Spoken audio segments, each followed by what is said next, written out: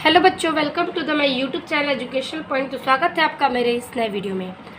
आज हम लेके आए हैं आप लोगों के लिए कक्षा 12 हिंदी का जो कैकई के अनुपात है पैराग्राफ, जिसका मैंने आपको कल पूरे पैराग्राफ्स का अर्थ संदर्भ के साथ व्याख्या के साथ बताया था। तो आज हम देखेंगे उस पैराग्राफ्स के अभ्यास प्रश्न को। तो पद्यांश पर आधारित प्रश्न है, कुछ पैराग्राफ्स है और इसके आधारित प्रश्न के उत्तर है। तो कैकई के अनुपात का आज हम एक एक पैराग्राफ्स के अर्थ को समझेंगे और उसके प्रश्नों के उत्तर को देखेंगे। तो क पैराग्राफ कह रहा है कि हे भारत भद्र अब कहो अभीप्सित अपना, सब सजग हो गए भंग हुआ जो सपना। हे आर्य रहा क्या भरत अभीप्सित अब भी, मिल गया अकंटक राज्य उसे जब तब भी। पाया तुमने तरु तले अरण्य बसेरा, रह गया अभिषित शेब तद्यपि क्या मेरा। तन तड़प तड़प कर तप्त तात ने त्यागा, क्या रहा अभिष्पित और तथापि अभागा। तो इस पैराग्राफ में कहना चाहता है कि इसमें कि हे भरत भद्र, श्री राम ने समुद्र की गहरी वाणी में कहते हुए कहते हैं कि हे भरत भद्र, यानी कि हे भाई भरत, अब कहो अभिष्पित अपना। तो कह रहा है कि हे भरत भद्र, यानी कि हे भाई भरत, अब कहो अभीप्सित अपना, यानी कि अब कहो कि तुम्हारी इच्छा क्या है। हे भाई भरत, अब अपनी इच्छा को बताओ। सब सजग हो गए भंग हुआ जो सपना। जिस प्रकार कोई सपना भंग हो जाता है तो सब जाग जाते हैं, उसी प्रकार सभा जागृत हो गई। क्या हो गई कि सब जग गए थे, यानी कि सभा सारी जागृत हो गई थी, जिस प्रकार से कोई सपना भंग हो जाता है। हे आर्य रहा क्या भरत अभीप्सित अब भी। हे आर्य, यानी कि हे प्रभु, हे भाई, हे श्री राम, अब क्या रह गया है भरत का इच्छा। क्या अब भी आपको लगता है कि आपके भाई भरत की कोई इच्छा शेष रह गई है। मिल गया अकंटक राज्य उसे जब तब भी, जब उसे आपका राज्य मिल गया हो, उतनी बड़ी सभा की जब उसे राज्य मिल गया हो, तो आपको क्या लगता है कि अब उसकी कोई इच्छा शेष बची है। पाया तुमने तरु तले अरण्य बसेरा, और आप जो है वो पा गए हैं तरु तड़े, यानी कि वन में पेड़ों के नीचे बसेरा, यानी कि अब तो आपने भरत को अकंठ राज मिल गया है और आप मेरी इच्छा को पूछ रहे हैं, और आप जो है जंगल में पेड़ के नीचे आपने तो बसेरा भी पा लिया है। रह गया अभीप्सित शेष तदपि क्या मेरा, कि अब भरत का, यानी कि अब क्या लगता है आपको कि मेरी कोई इच्छा शेष बच गई है। क्या आपको अभी लगता है। तन तड़प कर तप्त तात ने त्यागा, जो मेरा तन है, ठीक है, जो मेरा तन है वो इस प्रकार है कि मेरी जो तड़प रहा है, यानी कि मेरा तन जो है वो तड़प कर उमड़ रहा है। क्या रहा अभिषित और तथापि अभागा, कि क्या मेरा जन्म, मतलब कि मैं इतना अभागा हूँ कि अब मैं अपनी इच्छा को भी मैं आपको बताऊं कि अब मेरी कोई इच्छा शेष है। हाँ, इसी अयश के हेतु जन्म था मेरा। क्या इसी दिन के लिए जन्म हुआ था मेरा। क्या इसी दिन के लिए मेरा जन्म हुआ था। क्या मेरी माता ने इसी के लिए मेरा जन्म किया। निज जननी के हाथ ही हनन था मेरा, यानी कि इसी दिन के लिए मेरा जन्म हुआ था और जिस माता ने मुझे जन्म दिया उसी के हाथों मेरा हनन लिखा है, कि जिस माता ने मुझे जन्म दिया है उसी के हाथों मेरा हनन हो गया। फिर कह रहा है कि अब कौन अभीप्सित और आर्य वह किसका, संसार नष्ट है भ्रष्ट हुआ घर जिसका। मुझसे मैंने ही आज स्वयं मुँह फेरा, हे आर्य बता दो तुम्हें अभीप्सित मेरा। कि कह रहे हैं कि अब कौन अब कौन अभिषित और आर्य वह किसका, कि अब हे प्रभु अब मेरी क्या इच्छा है और कौन सी इच्छा है, यानी कि हे प्रभु कि अब मेरी कौन सी इच्छा है और क्या कामना है। संसार नष्ट है भ्रष्ट हुआ घर जिसका, जिसका घर नष्ट और भ्रष्ट हो गया हो उसका पूरा संसार ही नष्ट हो चुका है। मुझसे मैंने आज स्वयं मुँह फेरा, ये सब जानते हुए मेरा संसार खत्म हो गया है और मैं खुद से अपने आप का मुंह फेर लिया हूँ, यानी कि मैं स्वयं को अपने समक्ष नहीं देख सकता। हे आर्य बता दो तुम ही अभिषित मेरा, कि हे आर्य यानी कि हे प्रभु हे श्री राम बता दे कि अब मेरी इच्छा क्या होगी, कि आप ही बता दें कि मेरी अब इच्छा क्या होगी। प्रभु ने भाई को पकड़ हृदय पर खींचा। प्रभु श्री राम ने ये सारी बातें सुनकर भरत को अपनी ओर हृदय में खींच लिया। रोदन जल से सम विनोद उन्हें फिर सींचा। रोदन जल यानी कि अपने आंसुओं के जल से प्रेम की भावना को अपने हृदय से सींचा, यानी कि प्रभु श्री राम भरत को अपने आंसुओं से क्या किए, प्रेम की भावना से उन्हें सींचा। उसे उसके आशय की थाह मिलेगी किसको, जो उसका हृदय की गहराई है वो अब किसको मिलेगी। ठीक है, अब जो उसकी हृदय की गहराई है, प्रेम का भाव है, वो अब किसको मिलेगी, कौन देख सकता है उसको। जनकर जननी ही जान न पाई जिसको, कि जन्म देकर भी उसकी माता यानी कि कैकई, कि भरत को जन्म देकर भी उसकी माता उसके कोमल हृदय को, उसके प्रेम के भाव को न जान सकी, तो अब इस संसार में कौन उसे समझ पाएगा। ठीक है, इस पैराग्राफ में यही जो है भरत राम से कहते हैं। ठीक है, तो ये पैराग्राफ का मैंने आपको टोटली अर्थ बता दिया, और जो कैकई के अनुपात के पैराग्राफ्स हैं उसमें भी मैंने आपको हर एक पैराग्राफ्स के अर्थ बताए हैं।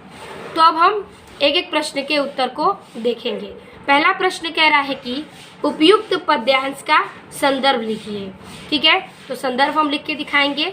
सबसे पहले हेडिंग कर लेंगे हे भरत भद्र और डॉटेड लास्ट के 2 अक्षर जो कि होगा न पाई जिसको।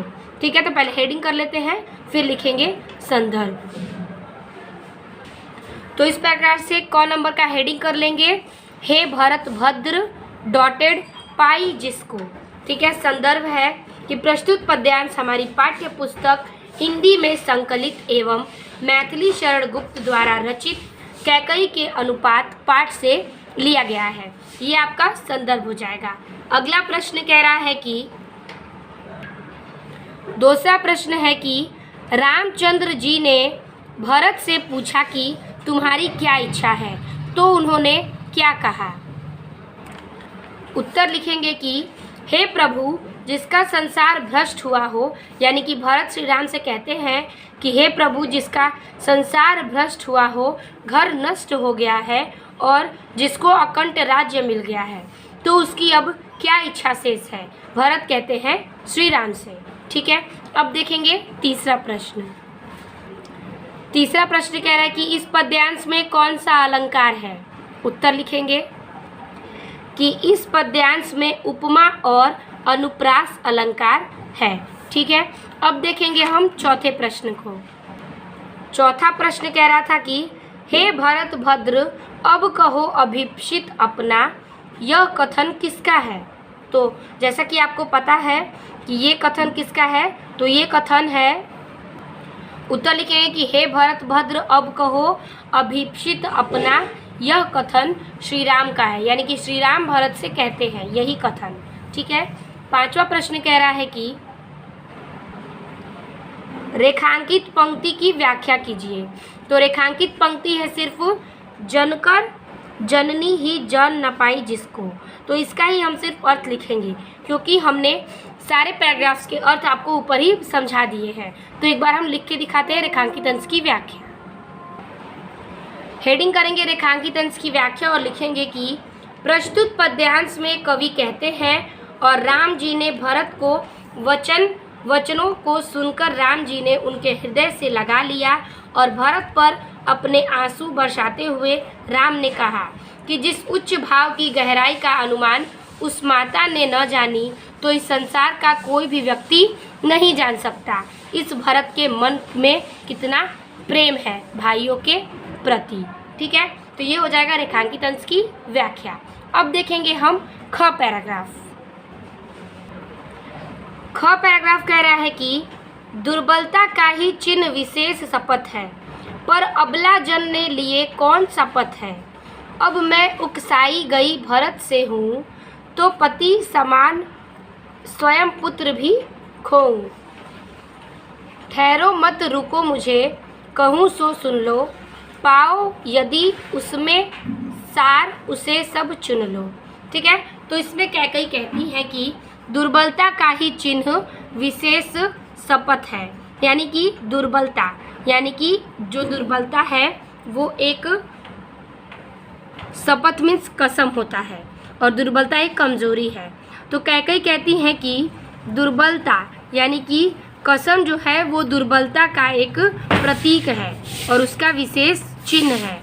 ठीक है, यदि मैं अब पर अबला जन के लिए कौन सा पथ है। अबला जन का मतलब होता है कमज़ोर महिला, यानी कि कसम जो है वो दुर्बलता का एक प्रतीक है, और हम अबला जन यानी कि कमज़ोर स्त्रियों के लिए शपथ के यानी कि कसम के अलावा और कोई रास्ता नहीं है, यानी कि हम कमज़ोर स्त्रियों के लिए अब कोई रास्ता नहीं है।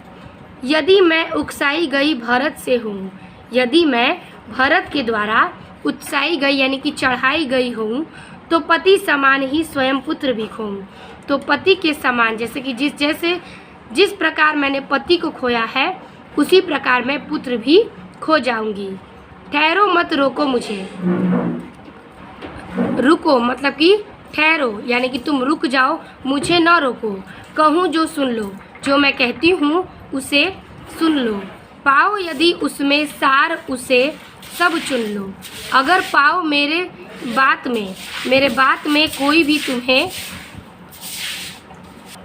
मेरे बात में अगर तुम्हें कोई मतलब दिख रहा हो तो तुम उसे क्या करो, तो उस मतलब को तुम चुन लो। यानी कि ठहरो रुको मत रोको, यानी कि तुम रुक जाओ, मेरी बात को सुन लो, मुझे मत रोको, और पाओ यदि उसमें कोई सार यानी कि कोई मतलब कोई गलती अगर तुम पाओ तो उन सबको भी चुन लो।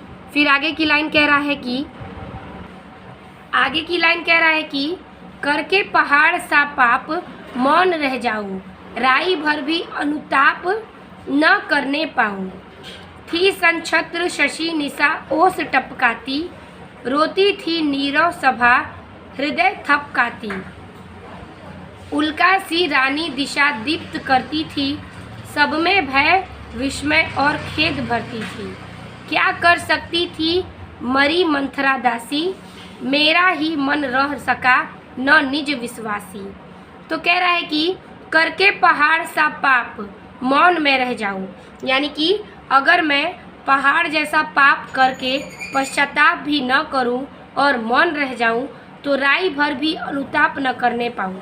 अगर पहाड़ जैसा पाप करके मैं चुप रह जाऊं और राई भर यानी कि सरसों के दाने के अनुपात यानी कि सरसों के दाने के बराबर भी पश्चाताप न करने पाऊं, तो थी सनक्षत्र शशि निशा ओस टपकाती। तो नक्षत्र से परिपूर्ण, ठीक है, नक्षत्र से परिपूर्ण रात्रि चांदनी की रात में ओस टपकाती थी और रोती थी नीरव सभा हृदय थपकाती। और पूरे सभा में वह रोती थी और अपने आंसुओं को टपकाती थी, यानी कि वह रोती थी और अपने आंसुओं को ओस की बूंदों की तरह अपने हृदय से थपकाती थी। उल्का सी रानी दिशा दीप्त करती थी। उल्का पिंड की तरह रानी कैकई एक दिशा में चंद्रमा के दीप्त की तरह चमकती हुई दिखाई दे रही थी। सब में भय विस्मय और खेद भरती थी। भय विस्मय का मतलब होता है, भय मीन्स आश्चर्य, विस्मय मीन्स आश्चर्य और भय मीन्स भयानक, यानी कि सब में वह भयंकर और आश्चर्य का भेद यानी कि दुख का भाव भर देती थी। और क्या कर सकती थी मरी मंत्रादासी।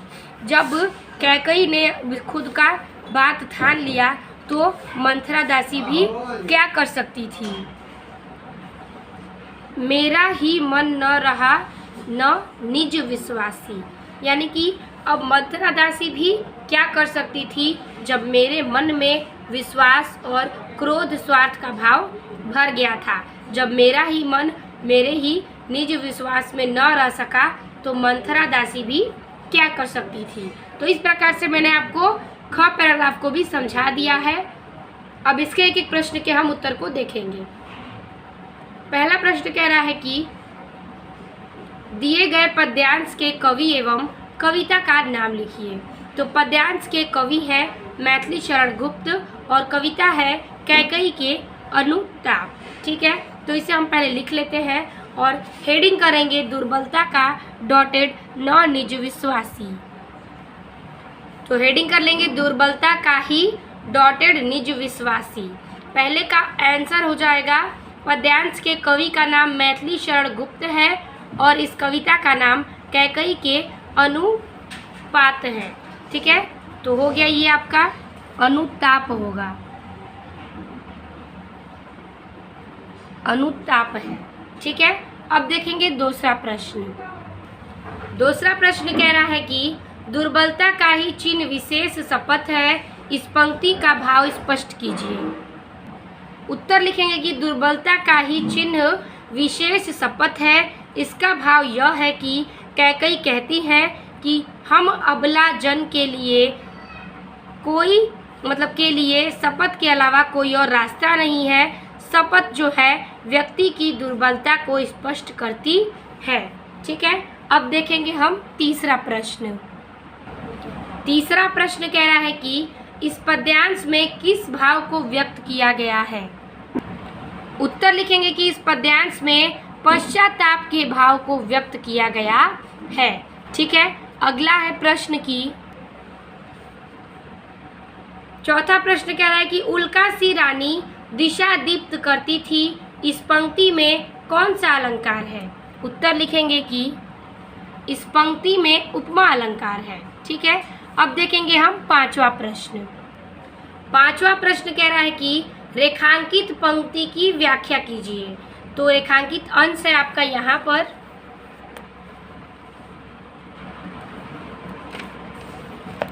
कि दुर्बलता का ही चिन्ह विशेष शपथ है, पर अबला जन के लिए कौन शपथ है। यदि मैं उत्साही गई भरत से हूँ तो पति समान स्वयं पुत्र भी खोऊं। तो हम सिर्फ इतने का ही उत्तर लिखेंगे रेखांकित अंश की व्याख्या में। बाकी के मैंने सारे आपको पैराग्राफ डीपली के अर्थ के साथ बता दिए हैं। तो इसको हम लिखेंगे, हेडिंग कर लेंगे। हेडिंग कर लेंगे रेखांकित अंश की व्याख्या और लिखेंगे कि कैकई कहती थी कि हे राम, जो कसम है वह दुर्बलता का प्रतीक है, पर हम कमज़ोर स्त्रियों के लिए कोई मार्ग नहीं है। अगर मैं भरत के द्वारा उकसाई गई तो मैं जिस प्रकार पति को खो गई हूँ उसी प्रकार मैं अपने पुत्र को भी खो जाऊंगी। ठीक है, ये हो गया आपका रेखांकित अंश की व्याख्या। अब हम लोग देखेंगे ग पैराग्राफ। ग पैराग्राफ कह रहा है कि कहते आते थे यही अभी नरदेही, माता न कुमाता पुत्र कुपुत्र भले ही। अब कहे यह सभी यह हाय विरुद्ध विधाता, है पुत्र पुत्र ही रहे कुमाता माता। बस मैंने इसका बाह्य मात्र ही देखा, दृढ़ हृदय न देखा, मृदुल गात्र ही देखा, परमार्थ न देखा, पूर्ण स्वार्थ ही साधा। इस कारण ही तो हाय आज यह बाधा। युग युग तक चलती रहे कठोर कहानी, रघुकुल में भी थी एक अभागिन रानी। निज जन्म जन्म से सुने जीव यह मेरा, धिक्कार उसे था महास्वार्थ ने घेरा। ठीक है, तो इस पैराग्राफ में कहता है कि कहते आते थे यही अभी नरदेही, कि कैकई कहती हैं कि कहते आते हैं अब यही नरदेही, कि मनुष्य, नरदेही का मतलब होता है मनुष्य, मनुष्य अब तक कहते आ रहे हैं कि माता न कुमाता, पुत्र कुपुत्र भले ही, कि माता कभी कुमाता नहीं होती, पुत्र भले ही कुपुत्र हो जाए, कि माता कभी भी कुमाता नहीं होती, वो सिर्फ माता ही रहती है, पुत्र भले ही माता का साया छोड़ दे, यही मनुष्य कहते आते थे। पर अब कहे सब यह हाय विरुद्ध विधाता, पर अब यह सब यही कहेंगे क्योंकि विधाता का जो खेल है वो अब उल्टा हो गया है। मैं पुत्र ही है, कि है अब पुत्र पुत्र ही, पर रहे कुमाता माता, लेकिन अब माता कुमाता हो गई है। मनुष्य जो है अब भाग्य का विधाता जो है वो भाग्य मेरा उल्टा हो गया है, अब पुत्र तो पुत्र ही रह गया, लेकिन माता कुमाता हो गई। बस मैंने इसका बाह्य मात्र ही देखा। कैकई कहती हैं कि मैंने अपने पुत्र का सिर्फ बाहरी आवरण ही देखा है, ठीक है, बाहरी आवरण ही देखा, दृढ़ हृदय न देखा, उसके मजबूत हृदय को न देख पाई, मृदुल गात्र ही देखा, केवल मैंने उसके कोमल शरीर को ही देखा था, परमार्थ न देखा, लेकिन मैंने उसकी भलाई न देखी, पूर्ण स्वार्थ ही साधा, मैंने सिर्फ अपने स्वार्थ को ही देखा, यानी कि मैंने सिर्फ अपने स्वार्थ में लीन थी। और इसी कारण ही है कि हाय आज यह बाधा, और इसी कारण आज यह बाधा मेरे सामने आई हुई है। युग युग तक चलती रहे कठोर कहानी, अब तो युगों युगों तक, काल काल तक, और जो कि है कई पीढ़ी दर पीढ़ी तक ये बात चलती रहेगी इस कठोर कहानी के बारे में कि रघुकुल में थी एक अभागिन रानी, कि रघुकुल में या फिर रघुकुल के वंश में एक रानी थी जो कि अभागिन थी। निज जन्म जन्म न सुने जीव यह मेरा, कि मेरा ये जो जीव है वो जन्म जन्मांतर तक यह सुनता रहेगा कि वह जो कि है कि मेरा धिक्कार उसे था महास्वार्थ ने घेरा, कि रानी कैकई का धिक्कार है उन पे, और उन्हें जो था महास्वार्थ ने घेर रखा था। यह बात मुझे जीते जीते मरते दम तक यही बात मुझे सुनने को मिलेगी, ठीक है। तो इस पैराग्राफ का आपको इसी प्रकार से मैंने अर्थ बता दिया, यही सेम अर्थ मैंने आगे के पैराग्राफ्स में भी आपको बताए हैं। तो अब इसके हम एक एक पैराग्राफ्स के प्रश्न के उत्तर को देखेंगे। तो ग पैराग्राफ्स का पहला प्रश्न कह रहा है कि उपयुक्त पद्यांश का संदर्भ लिखिए। तो संदर्भ जो कि है मैंने आपको बता दिया है, हेडिंग कर लेंगे, कहते आते थे डॉटेड स्वार्थ ने घेरा। संदर्भ पूर्वरथ ही रहेगा जो कि मैंने पिछले आपको बताया। और दूसरा प्रश्न है कि कैकई को अभागिन रानी क्यों कहा गया है। चलिए इन दोनों का उत्तर एक साथ ही देख लेते हैं। हेडिंग कर लेंगे, कहते आते थे डॉटेड स्वार्थ ने घेरा। संदर्भ पूर्वरत रहेगा जो कि मैंने आपको पहले बताया है। दूसरे प्रश्न का उत्तर लिखेंगे कि कैकई को अभागिन रानी नारी इसलिए कहा गया क्योंकि कैकई अपने पुत्र के परमार्थ को नहीं पहचान पाई, अपना स्वार्थ पूर्ण करने के लिए उन्होंने सब कुछ किया, जिस प्रकार उनका जीवन बाधाग्रस्त हो गया और वह कलंकित हो गई। ठीक है, अब देखेंगे हम तीसरा प्रश्न। तीसरा प्रश्न कह रहा है कि यह पद्यांश में कवि ने किस प्रसंग का उल्लेख किया है। उत्तर लिखेंगे कि इस पद्यांश में कवि ने माता और पुत्र के वास्तविक चित्र का उल्लेख किया है और कैकई के पश्चाताप का चित्रण किया है। ठीक है, अब देखेंगे हम चौथा प्रश्न। चौथा प्रश्न है कि इस पद्यांश में कौन सा अलंकार है। उत्तर लिखेंगे कि इस पद्यांश में अनुप्रास और विप्सा अलंकार है। ठीक है, विप्सा जो है कि वो दुख और पीड़ा के लिए अलंकार का यूज होता है, तो इसमें अनुप्रास और विप्सा दोनों अलंकार हैं। पांचवा प्रश्न कह रहा है कि रेखांकित पंक्ति की व्याख्या कीजिए। तो रेखांकित इसमें दो लाइन है। पहला है, कहते आते थे यही अभी नरदेही, माता न कुमाता पुत्र कुपुत्र भले ही। और दूसरा पैराग्राफ है अंडरलाइन कि परमार्थ न देखा पूर्ण स्वार्थ ही साधा, इस कारण ही तो हाय आज यह बाधा। तो इन दोनों का अर्थ हम एक एक बार लिखेंगे। हेडिंग हो जाएगा रेखांकित अंश की व्याख्या और लिखेंगे कि हे राम तुझसे और क्या विनती करूं। अब तक तो सारे मनुष्य यही कहते आ रहे हैं कि माता कभी भी कुमाता नहीं हो सकती, पुत्र भले ही कुपुत्र हो सकता है। ये पहले दोनों लाइन का अर्थ है और दूसरा पैराग्राफ चेंज करके हम दूसरे अंडरलाइन का अर्थ लिखेंगे कि मैंने बस अपने पूर्ण पुत्र का बाहरी आवरण ही देखा, उसके मजबूत हृदय को न देखा। मैंने भलाई नहीं देखी, सिर्फ अपना स्वार्थ देखा। इसी कारण यह बाधा हुई और आज मेरा पुत्र मेरा न रह सका। ठीक है, ये हो गया आपका रेखांकित अंश की व्याख्या। अगला प्रश्न कह रहा है, छठवां क्वेश्चन है कि प्रस्तुत पद्यांश में किन किन पात्रों के बीच संवाद हो रहा है। उत्तर लिखेंगे कि प्रस्तुत पद्यांश में श्री राम और कैकेयी के मध्य संवाद हो रहा है। अब देखेंगे सातवां प्रश्न। सातवां प्रश्न कह रहा है कि दृढ़ हृदय और मृदुल गात शब्द को किसकी ओर संकेत है। उत्तर लिखेंगे कि दृढ़ हृदय और मृदुल गात शब्द भरत की ओर संकेत कर रहा है। दृढ़ हृदय का मतलब होता है मजबूत हृदय और मृदुल गात का मतलब होता है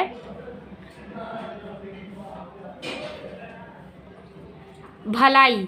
तो दृढ़ हृदय और मृदुल गात शब्द भरत की ओर संकेत कर रहा है। अगला प्रश्न है 8 नंबर प्रश्न कह रहा है कि किस पात्र को महास्वार्थ ने घेर लिया है।